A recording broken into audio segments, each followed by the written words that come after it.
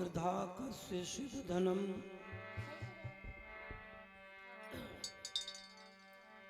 ओम विश्वानि देव सवितर दुरितानि पराशु यदि भद्रं तन्याशु ओम जयंती मंगला काली भद्रकाली कपालिनी दुर्गा क्षमा शिवा धात्री स्वाहा सदा नमोस्तुते।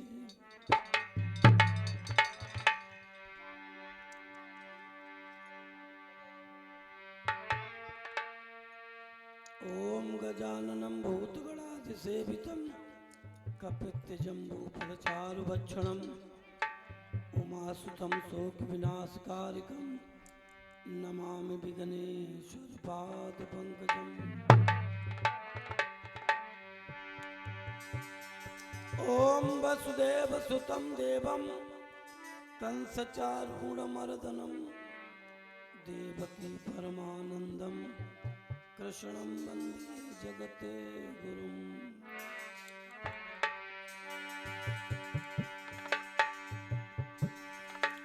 जय जय माता सरस्वती मंगलकरण महेश जय जय माता भारती जय जय भारत देश।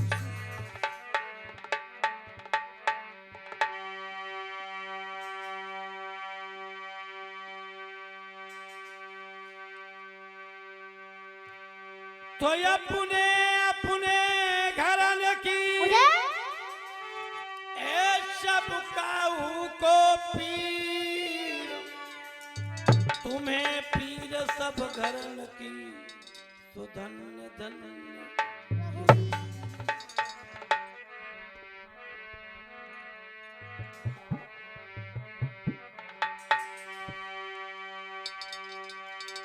एक राधा तू बड़ी भागिनी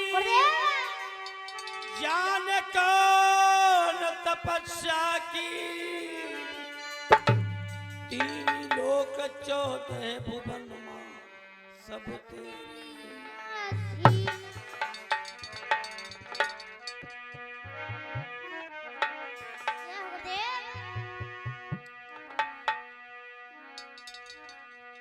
कहाँ जा छुपे हो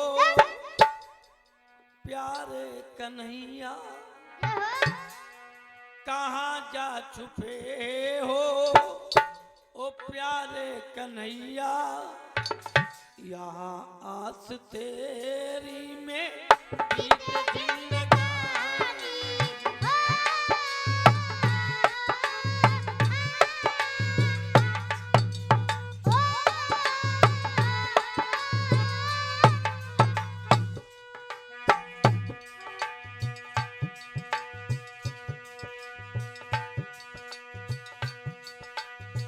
कहाँ जा छुपे हो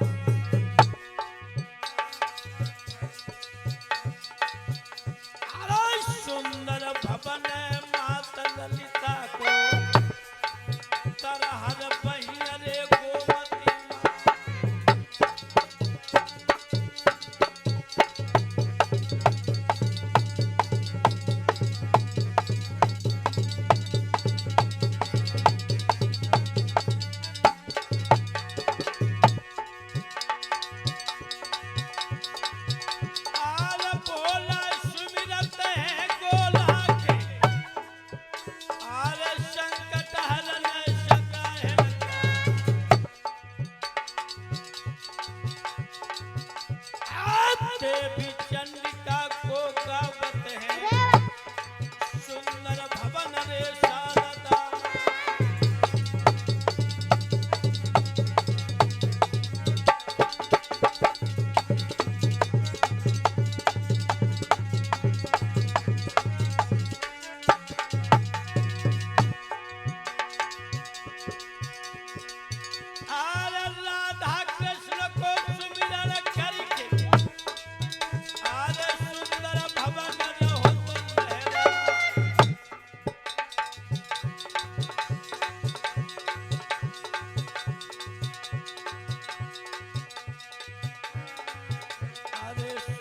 भगवती जान खेरे की मैया जाने न नाम तुम्हारा।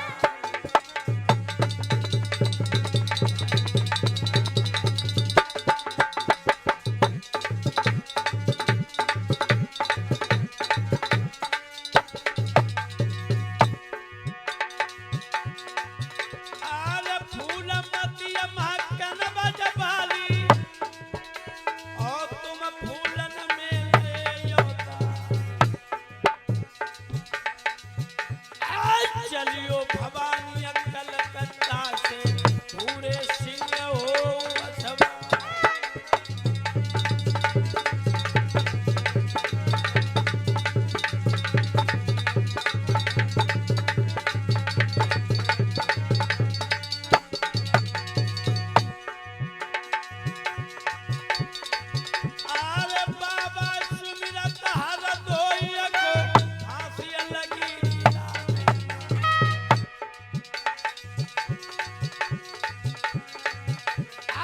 माता पिता को सुमिरन करके गुरु अपने के चरण मना।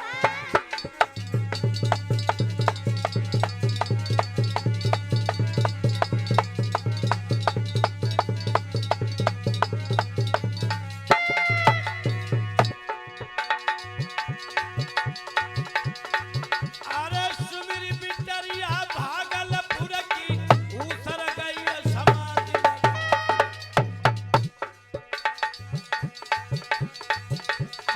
देवी सुमिरत बढ़पुर बाली लगे शहर फरुखाबाद।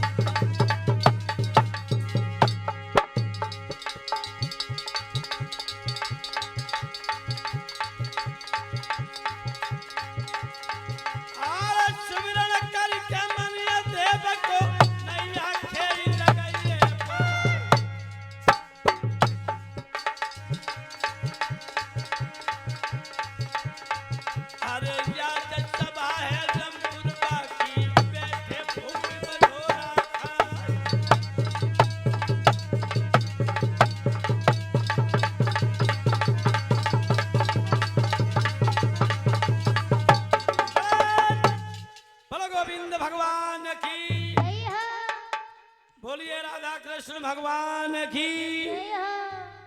आदरणीय श्रोता भक्तों, इस कथा प्रांगण में बैठे सभी धर्मवीर धर्मात्माओं धर्म अनुरागियों,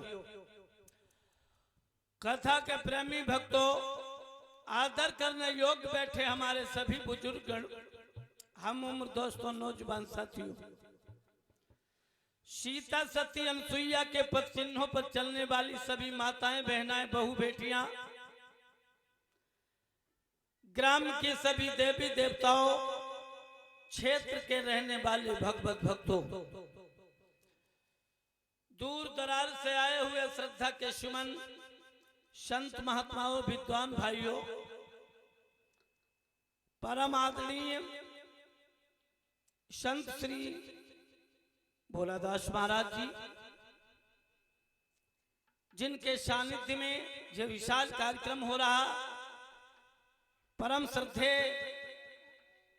भैया रविंदर सिंह शास्त्री जी,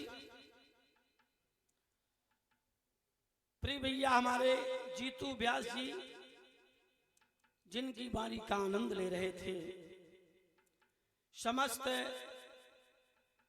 यहाँ के कार्यकर्ता, प्रिय भैया हमारे सभी भंडारी लोग जो बहुत ही मेहनत से सेवा कर रहे हैं, सभी को बहुत बहुत साधुवाद, बहुत बहुत शुभाशीर्वाद।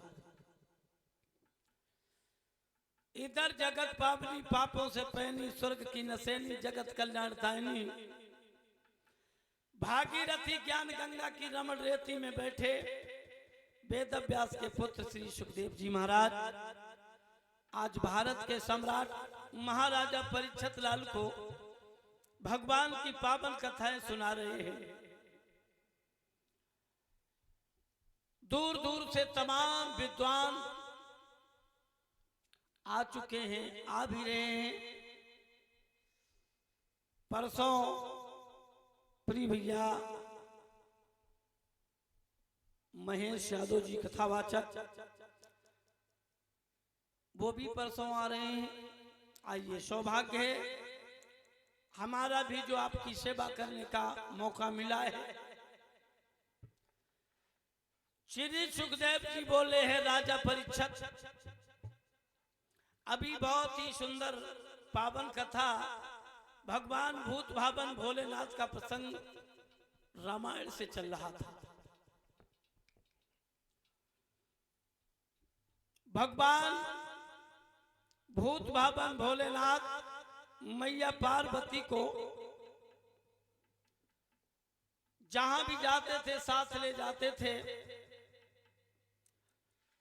महाराजा परीक्षित कुशासन पर विराजमान हैं,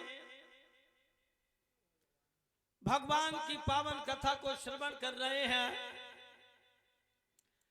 सुखदेव जी बोले राजन, बहुत ही सुंदर आख्यान आपके बीच में है, जिसको सभी लोग बराबर सुनते भी रहे हैं।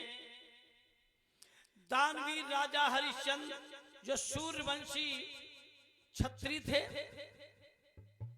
इतना बड़ा दानी था राजा, इतना वैभवशाली था, जो सारी प्रजा के लोग शाम को जब सोते थे तो हरिश्चंद्र का नाम लेके सोते थे। सुबह जब जागते थे तो हरिश्चंद्र का नाम लेके जागते थे। इतना बड़ा दानी था, परमार्थी था। लेकिन भाइयों, हम आपको 1 घंटे का प्रोग्राम देने जा रहे हैं कि राजा हरिश्चंद्र दानी नहीं थे, ये दानी तो बाद में हुए।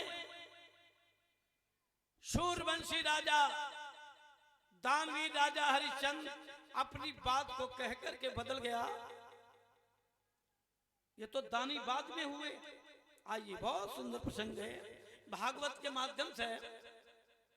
श्री सुखदेव जी बोले हैं राजा परीक्षित, राजा हरिश्चंद्र अयोध्या के एक बहुत प्रतिभाशाली राजा हैं,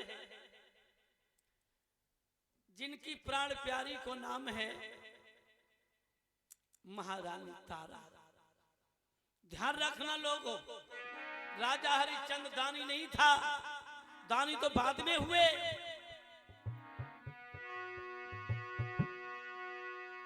नीतिवान भूपाल सुनाऊ हाल सभा के भाई जके यस कीरत की ध्वजा दे स्वागत रही।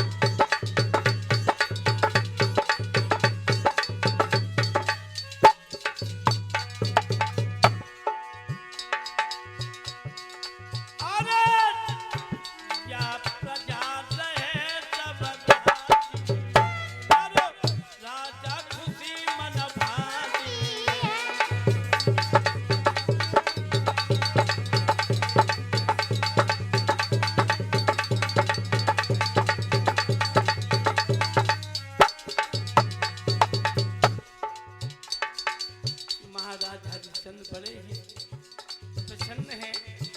लेकिन भाइयों,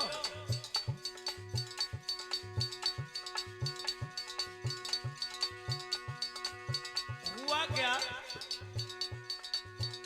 और समय समय की सब बात है, और पीरन समय होती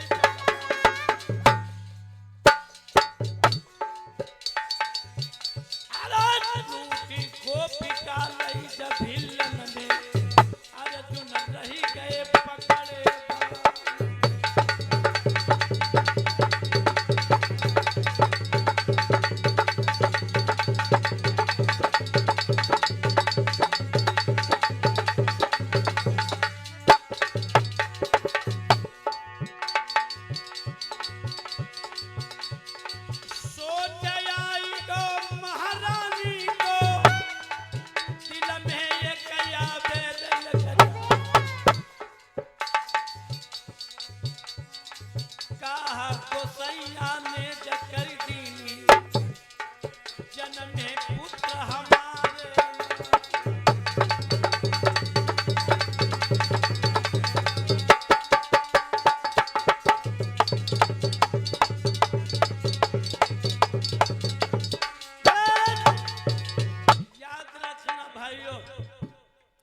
अयोध्या के राजा महाराज हरिश्चंद्र बड़े अच्छे राजा हैं, जिनकी प्राण प्यारी को नाम है महारानी तारा।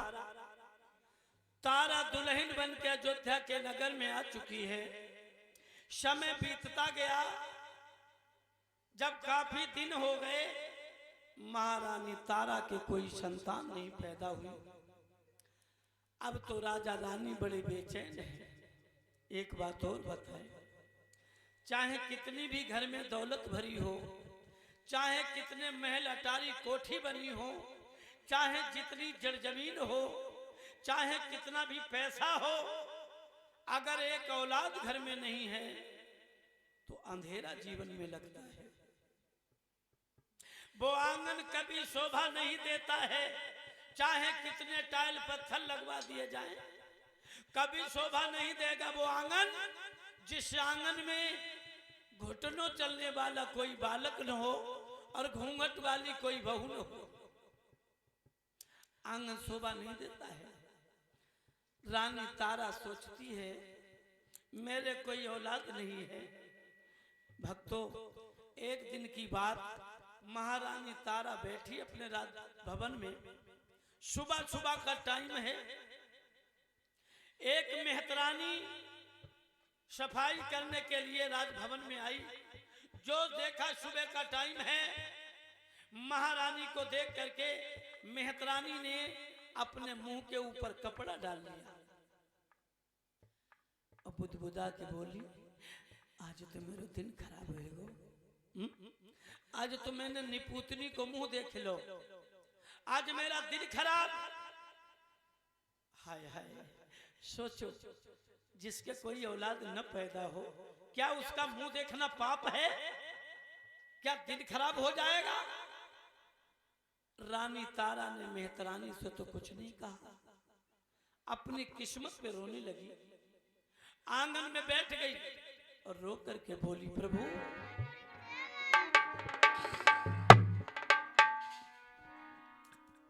कौन सी मेरे जीवन में कमी हो गई दीन बंधु, जो मेरे कोई औलाद नहीं पैदा हुई। और क्या बोली, अरे आंगन रोई रही रानी,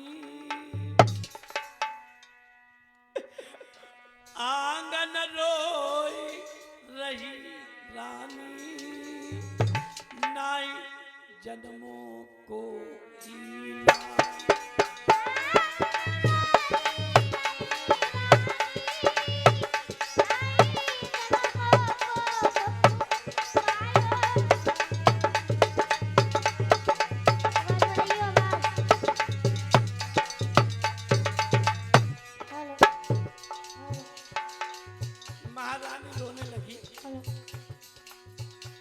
रो करके आज परमात्मा को याद करती है। दीन बंधु, कौन सी कमी हो गई मेरे जीवन में जो कोई मेरे औलाद नहीं पैदा हुई। हाय हाय, ये दुनिया वाले जीने नहीं देते हैं। बोली,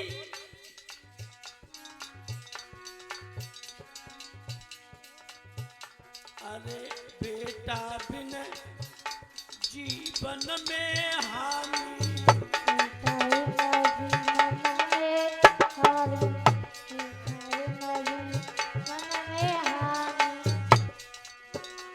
रोने लगी।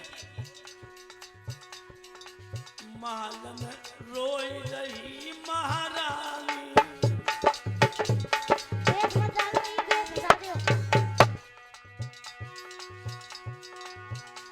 आज कैसे कटई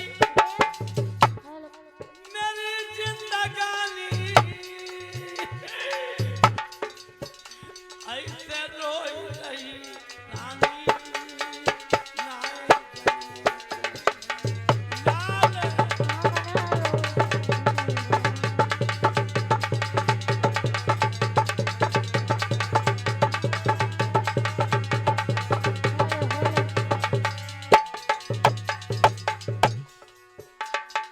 अरे प्रभु, एक बेटा अगर हमारे पैदा हो जाता तो हमें दुख नहीं था, पैदा होके तुरंत मर जाए कोई दुख नहीं। जरा ध्यान देना भाइयों, रानी कह रही परमात्मा एक बेटा पैदा हो जाए और पैदा होके तुरंत मर जाए, मुझे दुख नहीं होगा। क्या बोली,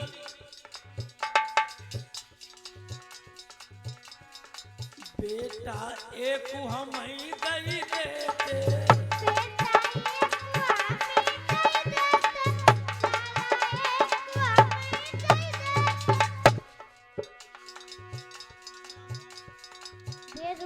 कहने लगी है प्रभु बादी मचाई तुरंत लई लेते,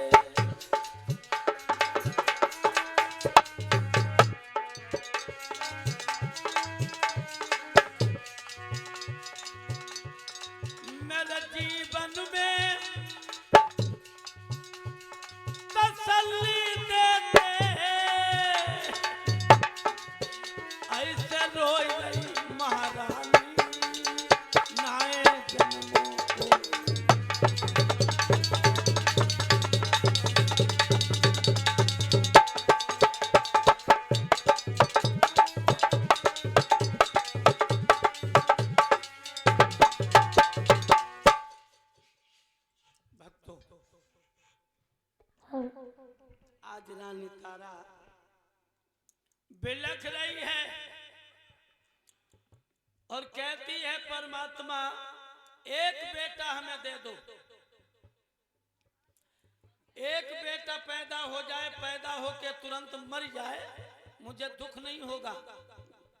इधर रानी तारा बिलख रही है, उधर महाराज हरिश्चंद्र रो रहे। एक दिन का जिक्र है, नदी के किनारे किनारे जा रहे, आगे जाकर के जल के देवता वरुण देव मिल गए। वरुण देव कहने लगे क्या बात है राजा हरिश्चंद्र, तुम रो रहे हो? हाँ वरुण देव। क्यों? वरुण देव जितना मैं दुखी हूं दुनिया में उतना कोई दुखी नहीं। क्यों? क्योंकि हमारे कोई औलाद पैदा नहीं हुई। दुनिया वाले नाना प्रकार की बातें करते हैं, कोई तो कहता निर्वंशी है, कोई कहता निबल है, इसका मुंह देखने लायक नहीं है। वरुण देव इससे बढ़िया तो मेरी मौत हो जाए। वरुण देव कहने लगे राजा हरिश्चंद्र एक बात कहूं? कहो। अगर तुम्हारे घर में बेटा का जन्म हो जाए। हरिश्चंद्र बोले हे वरुण देव, अगर मेरे घर में बेटा का जन्म हो जाए तो जो कहोगे वही करूंगा। वरुण देव कहने लगे हरिश्चंद्र अगर बेटा का जन्म हो जाए तो तुम हमारा यज्ञ करोगे? हाँ हाँ बिल्कुल करेंगे वरुण देव, तुरंत। अगर बेटा पैदा हो जाए तो तुरंत यज्ञ करोगे और उसी यज्ञ में जो बेटा पैदा होगा उसी को बलिदान करोगे? जो बेटा पैदा हो उसको यज्ञ में बलिदान करोगे, उसको काट काट करके आहुति डालोगे हवन में? राजा हरिश्चंद्र बोले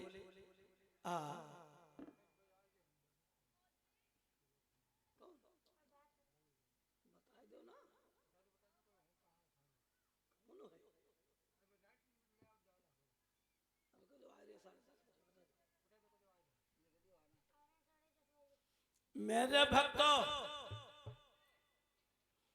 राजा हरिश्चंद्र कहने लगे वरुण देव अगर मेरे घर में बेटा पैदा हो जाए तो मैं तुरंत तुम्हारा यज्ञ भी करूंगा, उसी यज्ञ में जो बेटा पैदा होगा उसका बलिदान भी करूंगा। वरुण देव कहने लगे हरिश्चंद्र एक बात बताएं, किसी बात को तुरंत उत्तर नहीं देना चाहिए। आपने तुरंत उत्तर दे दिया।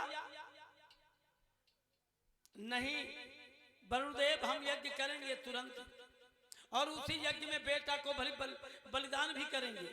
ठीक है। वरुण देव चले गए। भक्तों इधर राजा हरिश्चंद्र घर आए, अपनी प्राण प्यारी तारा को भी नहीं बताया कि वरुण से हमारी बात क्या हुई।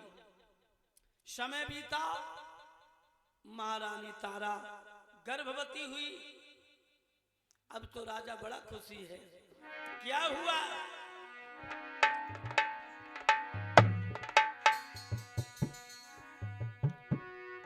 आज थोड़े दिन के बाद में जब पैदा हो तारी,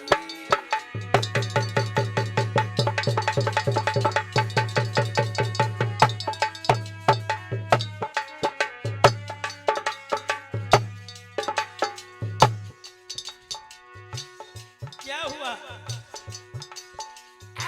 थोड़े दिन के बाद में जब पैदा हो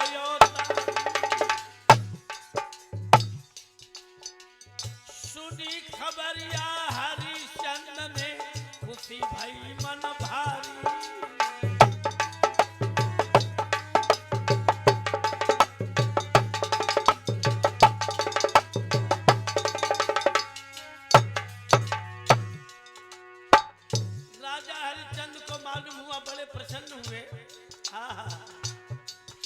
महाराज की राजा ढोलक रहे बजवाई, ओ कि सवेरे आज द्वार पर वरुण देव गए।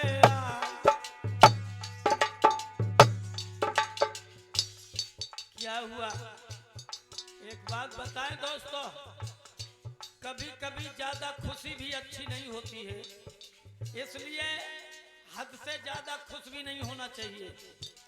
कभी कभी ज्यादा खुशी गम में बदल जाती है। रात भर ढोलक बजी, नाच गाना हुआ, खुशी के मारे बेटा पैदा हुआ राजा हरिश्चंद्र के घर। राजा खुद नाच रहा है। सवेरा हुआ, वरुण देव आ गए।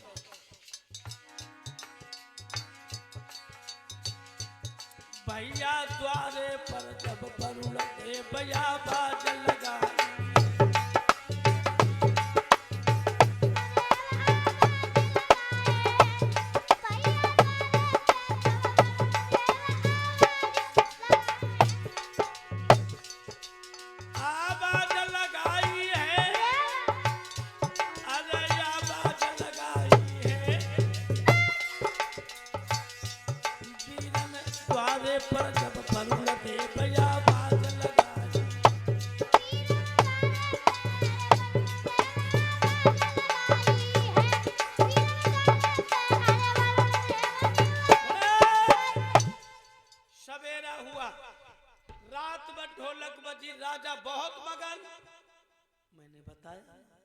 कभी कभी ज्यादा खुशी गम में बदल जाती है, इसलिए हद से ज्यादा खुश भी नहीं होना चाहिए। जो ही सवेरा हुआ, शाम को बेटा पैदा हुआ, रात भर ढोलक बजी, खुशी मनाई, सवेरे वरुण देव आ गए, आवाज लगाई, राजा हरिश्चंद्र। सोई हरिश्चंद्र हाथ जोड़ के बोले, वरुण देव, वरुण देव। हाँ, क्या बात है हरिश्चंद्र, आज बड़े खुशी लग रहे हो। वरुण देव, आप जैसे देवताओं की कृपा हो गई। क्या हुआ? मेरे घर में बेटा का जन्म हुआ। बहुत सुंदर। हरिश्चंद्र, क्या तुमको कुछ याद है? तुमने कुछ कहा था। हाँ, मैंने कहा था जब हमारे घर में बेटा पैदा होगा तो तुम्हारा यज्ञ करेंगे और उसी यज्ञ में बेटा को बलिदान करेंगे। चलिए, हमारा यज्ञ करो और उसी यज्ञ में जो बेटा पैदा हुआ है इसको बलिदान करो। अब हरिश्चंद्र कहने लगे, वरुण देव, आपका यज्ञ भी करेंगे, उसमें बेटा का बलिदान भी करेंगे, लेकिन वरुण देव कहने लगे, राजा हरिश्चंद्र, ये लेकिन किंतु परंतु लगाना, यही तो खतरा है। क्या बात है? क्या तू यज्ञ नहीं करना चाहता है?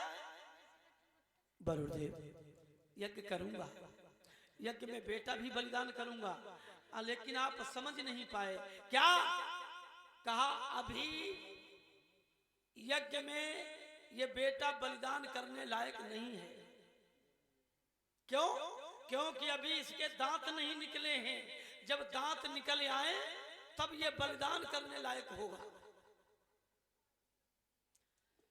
वरुणदेव कहने लगे, हरिश्चंद्र एक बात बताएं, ऐसा तो नहीं तुम अपनी बात को कह करके बदल जाओ। बोले, वरुणदेव, मैं सूर्यवंशी ठाकुर हूं और सूर्यवंशी छत्री अपनी बात को कह करके कभी पीछे नहीं हटता। आपका यज्ञ करेंगे, यज्ञ में बेटा बलिदान करेंगे, जब दांत निकल आए तब। बोले ठीक है। वरुणदेव चले गए। धीरे धीरे लड़का बड़ा हुआ, उसी का नाम रखा गया रोहित कुमार। ध्यान देना, बहुत सुंदर नाम, रोहित कुमार। और देखो, नाम की ही महिमा होती है। जस नाम तस गुणा, जैसा नाम वैसे ही गुण उत्पन्न होते हैं। अब तो ज्यादा बताने की कुछ जरूरत ही नहीं है, क्योंकि न्यू मॉडल का जमाना है ना, इंटरनेट का जमाना है। अब तो बहू बेटियां सब पढ़ी लिखी हो गई, अपने आप खुद जिम्मेदारी संभाले। आज के 40 साल पहले जब ओल्ड मॉडल का जमाना था, हमारे यहाँ पढ़ाई लिखाई नहीं थी, बहुत कम लोग पढ़े लिखे थे। उस समय नाम रखे जाते थे। घर में बेटा पैदा हो, 40 साल पहले हमारे पुरखा पढ़े लिखे थे नहीं, बिल्कुल हर जोता मनाई, अंगूठा टेक, लड़का पैदा हुआ बिना पढ़े लिखे, भागत गए महाराज के लगे, महाराज महाराज खुशी रहो जजमान, का हाल? बोले महाराज घर में बेटा पैदा हुआ है। अरे बहुत बढ़िया, तो महाराज पत्रा देख लो, घरी साहित्य देख लो और नाम देख लो का है। देखो बढ़िया साहित्य है, देखो पुराने जमाने की बात बता रहे, अब नहीं। महाराज ने पत्रा खोला, कहा जजमान कब पैदा हुआ, कहां पैदा हुआ? अब वो किसान बोलो बिना पढ़ो लिखो, महाराज आज 8 दिन होएगा, घरवाली चली गई मैके, और मैके में भौलरिका, अब वहीं खबर आई लड़का पैदा हुआ, पहले उठी लड़का है। महाराज पत्रा देखो, साहित्य बढ़िया है, हाँ साहित्य बहुत बढ़िया है। नाव का है? कहा नाव मैके में पैदा भय, नाव धरो मैकू, मैके में पैदा भय, नाव धरो मैकू, आंगन में पैदा भय, नाव धरो आंगने, मेड़ पर पैदा भय मेड़ई लाल, घूरे पर पैदा घुरई लाल, कढ़िल के पैदा कढ़िले, दुबरे पैदा दुबरी लाल, यही नाम रखे जाते थे। जस नाम तस गुणा, नाम की महिमा बताएंगे, कल बताएंगे। कभी कभी नाम से रिश्ता भी गड़बड़ हो जाते हैं। हे भैया, एक गांव में, हमारे उधर फर्रुखाबाद जिला में एक गांव में एक व्यक्ति के 3 बिटिया, लड़का एक कौन आए। अब वो अपनी बिटियन के देख के बड़ो खुश, उसने नाम रखे बड़े अजीब अजीब, हम ता कह रहे बिल्कुल न्यू मॉडल के नाम, अपनी बिटियन के नाम न्यू मॉडल के। सबसे बड़ी बिटिया को नाम, ए भैया जानते हो 3 बिटिया रहा है, सबसे बड़ी बिटिया को नाम टूटी, का नाम रहा है टूटी।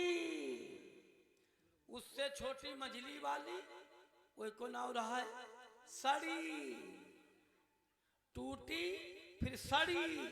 सबसे छोटी बिटिया को नाम पिंचार, पिंचार। अब सोचो ऐसे नाम। एक दिन आई गए बिटियन के फूफा, फूफा आए, बिटिया के पिताजी आवाज लगाई द्वारे से, ए बिटिया। सबसे पहले बड़ी बिटिया से कही सुनो, देखो मेहमान आए हैं। और क्या बोले बिटिया? अरे तेरे फूफा आई गए द्वार लली, टूटी खटिया लई हो।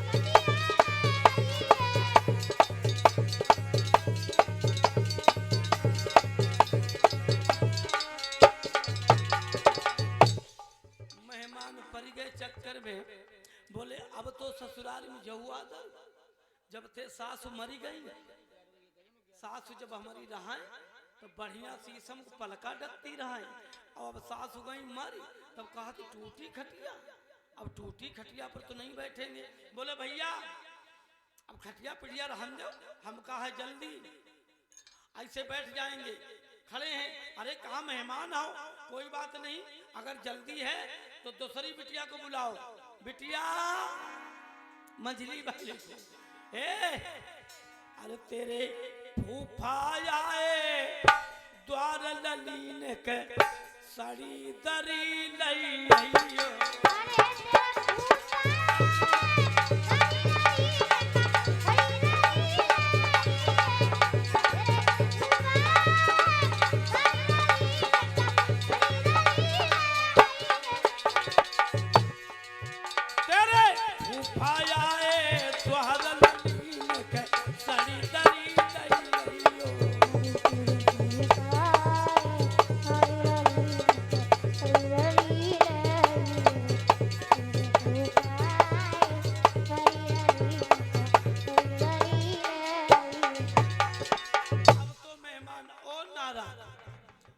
बोले भैया अब हम जा रहे हैं, हमको जाना है सीतापुर, बहुत जल्दी है, टाइम है नहीं।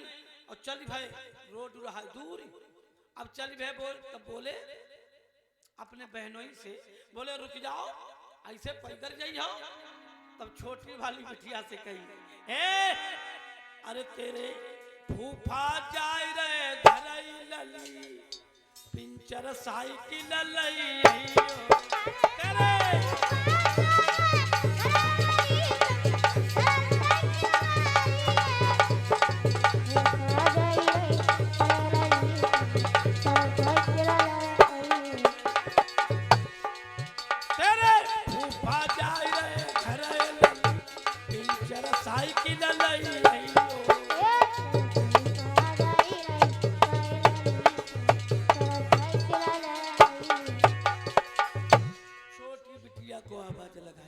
बिटिया पिंचर साइकिल ले आओ। नातेदार कहाँ यह पिंचर साइकिल, गुस्सा में गए चले। बोलो गोविंद भगवान की। कभी कभी नाम से रिश्ता भी बिगड़ जाता। बेटा का नाम रखा रोहित कुमार।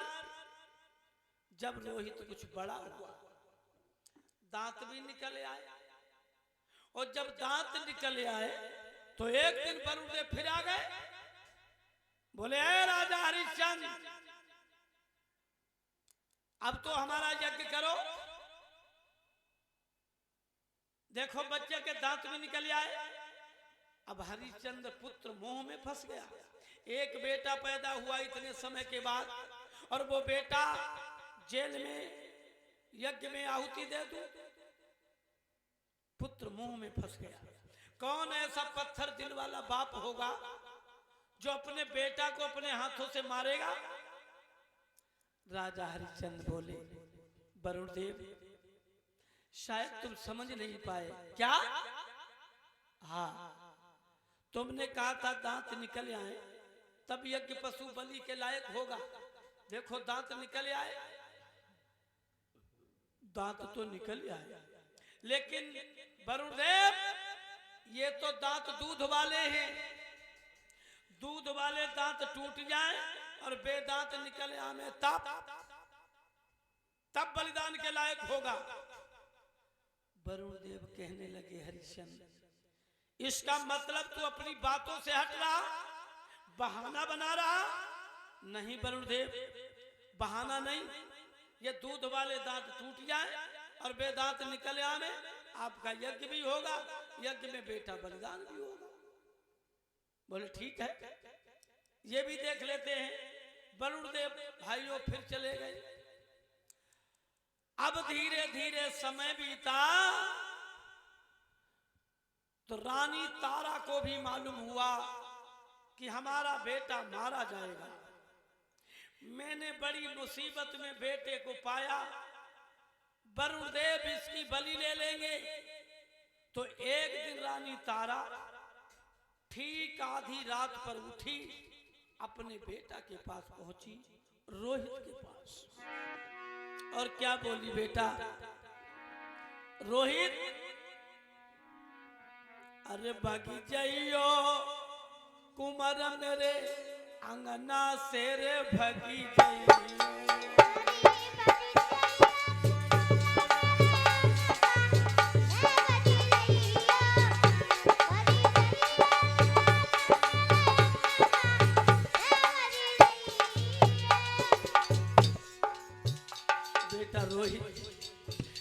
बेटा रोहित एक एकदम से रोहित उठा। माँ तुम रो रही हो? बेटा तुम्हारी जान को खतरा है, अयोध्या छोड़ के चले जाओ अभी अभी इसी वक्त। और बोली बगी जाइयो कुमार मेरे अंगना सेरे भगी जाइयो।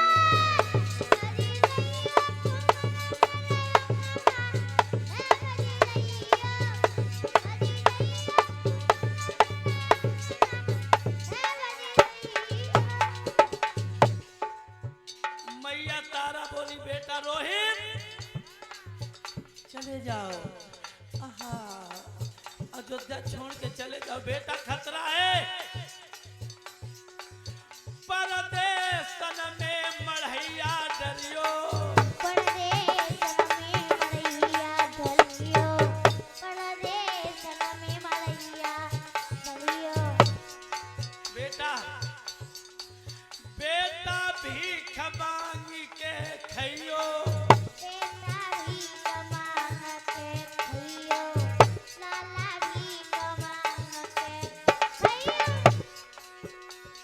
रोहित जनकार उठे मेरे अंगना से भगी जाइयो, भगी जाइयो।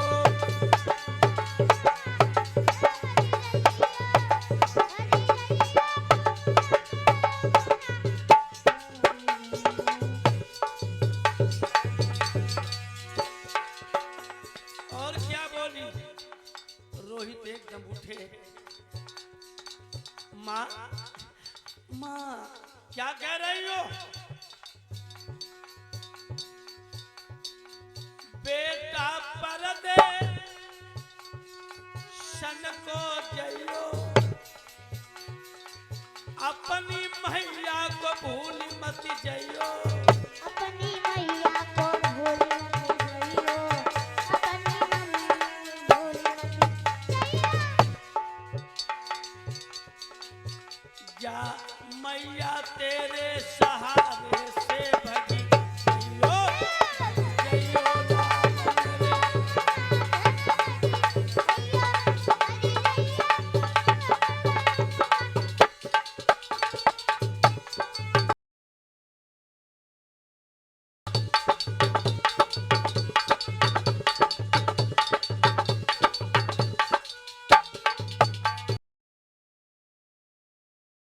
एकदम से रोहित खड़ा हो गया। आधी रात का वक्त है। मैया तारा ने कहा बेटा चले जाओ यहाँ से, तुम्हारी जान को खतरा है। जिस दम बेटा चला है आधी रात को, क्या हुआ?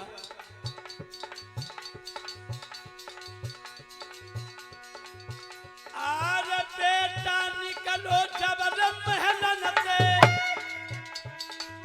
मैया रोई उठी अचिलिया, तेरे सहारा पे हूँ बेटा, ने कहा मैया कर दीजिए भुला।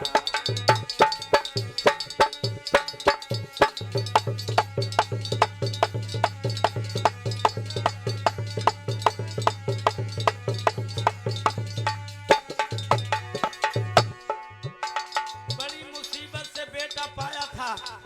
आज ठीक आधी रात को अयोध्या छोड़ के जा रहा है रोहित।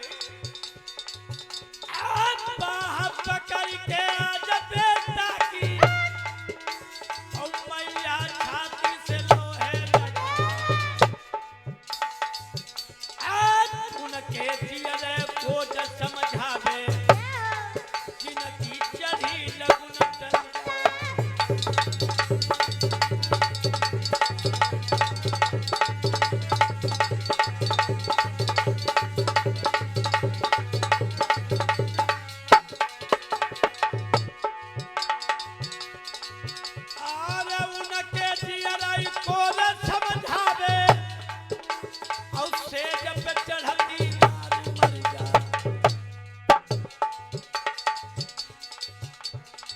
मैया के जिया रही को समझावे, बेटा रहो बनी को जाए।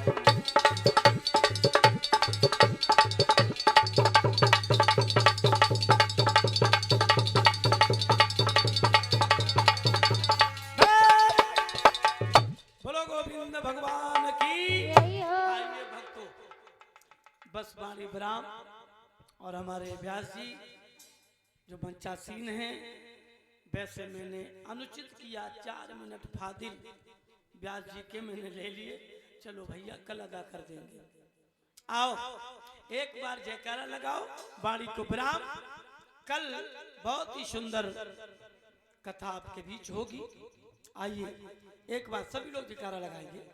बोलिए राधा कृष्ण भगवान की। नहीं गलत है, एक दूसरे की तरफ मत देखो। प्रभु के दरबार में बैठे हो, जयकारा लगाने से कोई परेशानी थोड़ी है, तो लगाइए। बोलो भगवती माता की। आइए बाड़ी विराम, सादर मंच व्यास जी के कर कमलों में है। अब आप इनकी वाणी का आनंद लें, कल फिर मुलाकात होगी।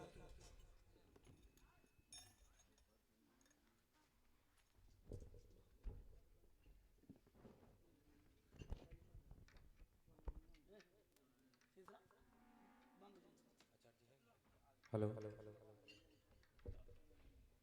अभी आप लोगों के बीच में जनपद हरदोई बिलग्राम से जयप्रकाश शास्त्री जी आप लोगों को भगवान की लीलाओं को रसास्वादन करा रहे थे। इस दुनिया में एक से बढ़कर के एक दानी हुए और बाद से पीछे हटने वाले भी बहुत सारे हुए।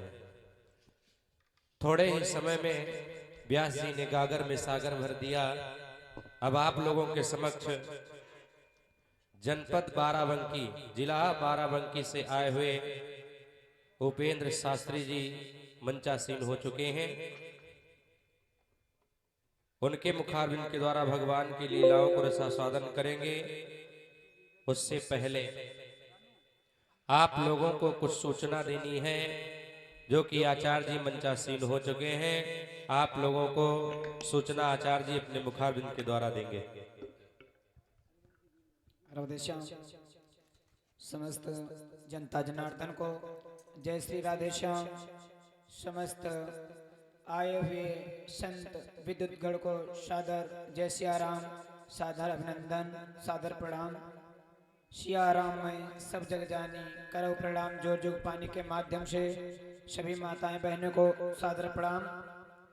जैसा कि आप सभी को विदित है कि आपके